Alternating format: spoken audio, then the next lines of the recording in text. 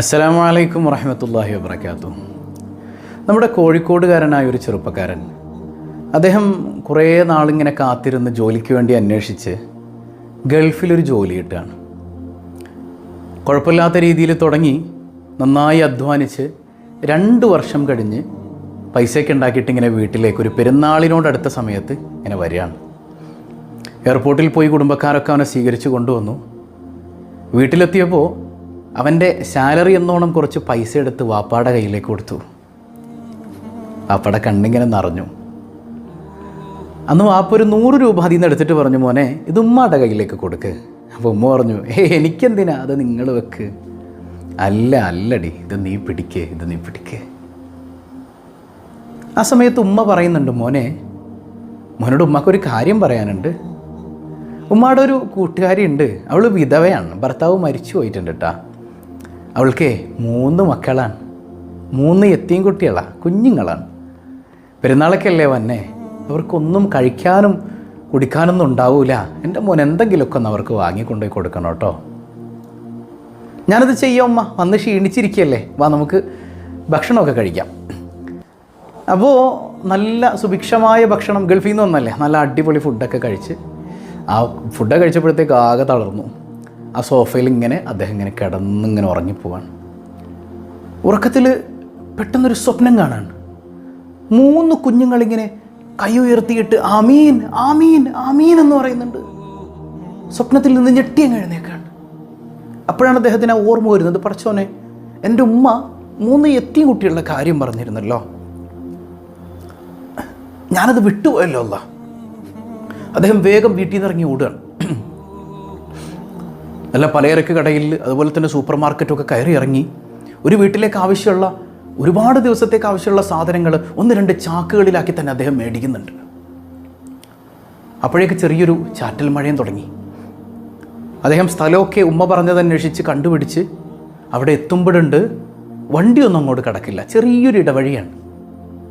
അപ്പോൾ ആ മഴയത്ത് വണ്ടി ഒതുക്കിയിട്ടിട്ട് വെയിറ്റിങ്ങിന് തൂക്കാൻ പറ്റുന്നില്ല, അത്ര നല്ല വെയിറ്റുള്ള ആ 2 ചാക്കുകളിങ്ങനെ മുതുകത്തെടുത്ത് ആ മനുഷ്യനിങ്ങനെ നടന്നു പോവാണ്. വീടിൻ്റെ മുൻവശത്തെത്തുമ്പോൾ ഒരു വീടെന്നൊന്നും പറയാൻ പറ്റൂല, ഒരു ചെറ്റപ്പുര എന്നൊക്കെ നമ്മൾ പറയുന്ന രീതിയിൽ അത്രയേ ഉള്ളൂ. വാതിലിങ്ങനെ തുറന്നു കിടപ്പുണ്ട്.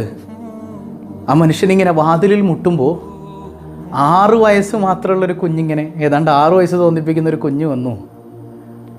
ആരാണ് കേൾക്കാ നിങ്ങൾ? ആരാണ്? ഞാൻ ഈ വീട്ടിലേക്ക് ഇതേ കുറച്ച് സാധനങ്ങളായിട്ട് വന്നതാണ് മോളെ. വീടിൻ്റെ അകത്തേക്ക് ആ മനുഷ്യനിത് കയറ്റി വെച്ചു. അപ്പം കുഞ്ഞ് ചോദിച്ചു, ഇക്കാക്ക ഇത് തിന്നാനുള്ള സാധനമാണോ? അതേ മോളെ, ഇത് തിന്നാനുള്ള സാധനമാണ്. ആ കുഞ്ഞ് ഭയങ്കര സന്തോഷത്തിൽ വിളിച്ചു പറഞ്ഞുകൊണ്ട് ഓടുന്നുണ്ട്, ഉമ്മ ദേ മലക്ക് വന്നിട്ടുണ്ട് ഉമ്മ.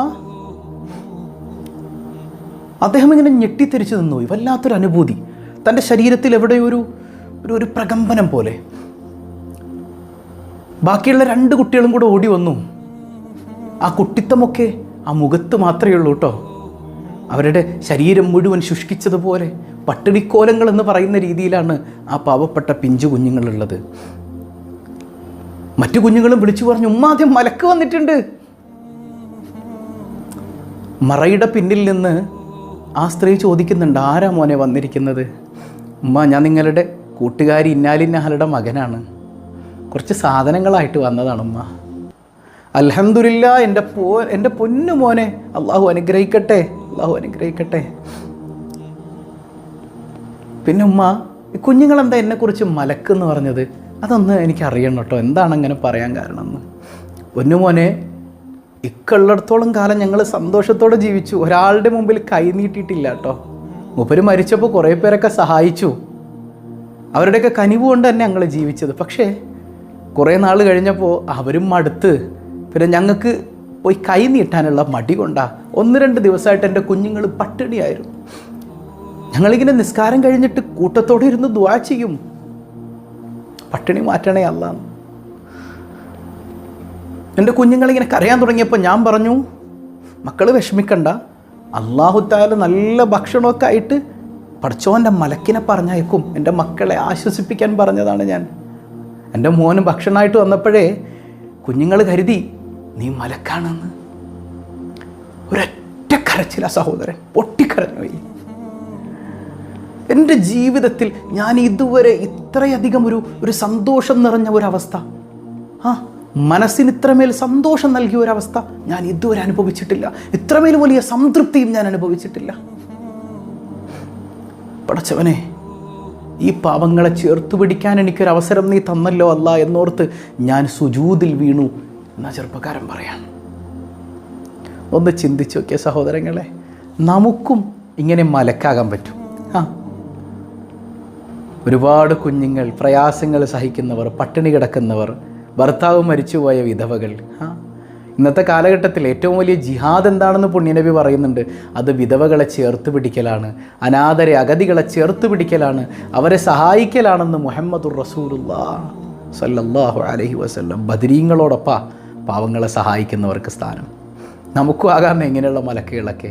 ഇതൊരു സഹോദരൻ അദ്ദേഹത്തിൻ്റെ അനുഭവം ഫേസ്ബുക്കിൽ കുറിച്ചത് ഞാൻ വായിച്ചതാണ്. ഇത്രമേൽ വലിയ സന്തോഷം അനുഭവിക്കാൻ പറ്റിയ മറ്റൊരവസരവും നമുക്കില്ല. പാവപ്പെട്ടവരെ ചേർത്ത് പിടിക്കുക. ഭർത്താവൊക്കെ മരിച്ചുപോയി, എല്ലാവരും സഹായിക്കുന്നുണ്ട് എന്നുള്ളൊരു തോന്നലിലായിരിക്കും നമ്മളുണ്ടാവുക. അവർക്കൊക്കെ ആവശ്യമുള്ളത് കിട്ടുന്നുണ്ടാവും.